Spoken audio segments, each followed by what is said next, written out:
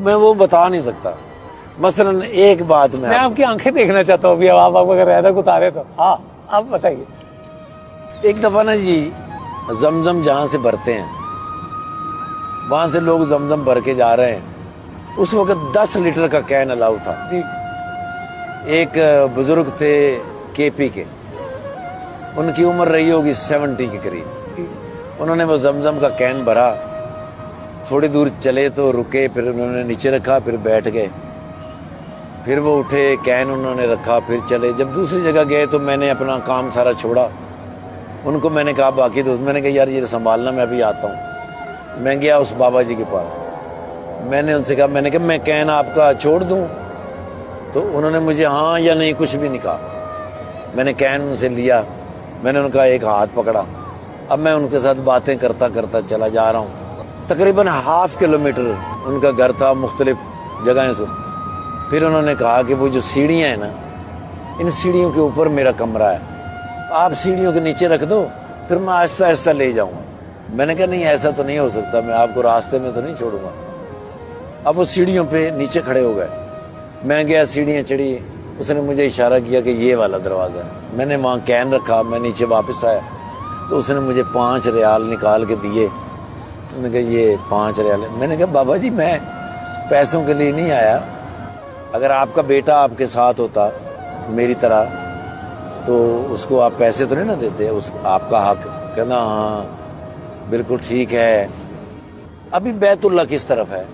تو میں نے میناروں سے دیکھا, میں نے کہا وہ اس طرف ہے. وہ بابے نے ایسے ٹرن کیا, ایسے جولی اٹھائی اور اس نے میناروں کی طرف, بیت اللہ کی طرف کہا, یا خدایا پاکا میرے اس حج کا ثواب اس کو دے دے, میں پھر کبھی آ جاؤں گا. اب وہ میں کس طرح بیان کر سکتا ہوں, اس بابے کو میں کس طرح بیان کر سکتا ہوں. میں ان سے مل کے واپسی کے لیے چلا, جہاں تک وہ مجھے نظر آ سکتے تھے. میں نے پیچھے مڑ کے دیکھا تو وہ میری طرف ہی دیکھ رہے تھے. وہ تب تک میری طرف دیکھ رہے تھے جب تک میں ٹرن نہیں ہو گیا. اور میں ٹرن ہو کے تھوڑا سا آگے گیا, میں پھر واپس آیا.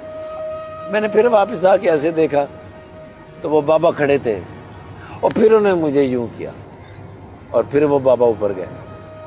اب اس بات سے مجھے جو بات یاد آتی ہے کہ جب میں پہلی دفعہ اپنے گھر میاں چنو سے کہیں جانے کے لیے نکلا تو میری ماں دروازے تک چھوڑنے آتی تھی. ہمارا گھر گلی کے بالکل مڈ میں تھا. جب میں بالکل گلی کے کارنر سے میں مڑتا, میری ماں مجھے دیکھ رہی ہوتی, میں ایسے کر کے مڑ جاتا, پھر میں جان بوجھ کے تھوڑا آگے جا کے واپس آتا تھا. واپس آتا, ماں وہاں کھڑی ہوتی تھی, پھر میں دوبارہ سے یوں کرتا.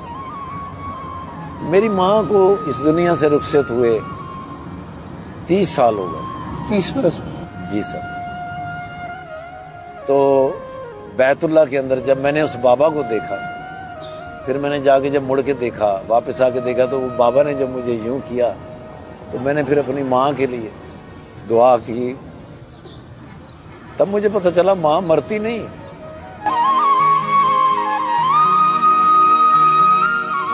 تب مجھے پتہ چلا ماں مرتی نہیں, وہ کسی نہ کسی شکل میں کہیں نہ کہیں آپ سے ضرور ملتی. تقدیر الہی کے نوشتے بھی وہی ہیں, اللہ بھی وہی, اور اس کے فرشتے بھی وہی. اتر سکتے ہیں تیری امداد کو ملائک اب بھی, گر ذات الہی سے تیرے رشتے بھی وہی.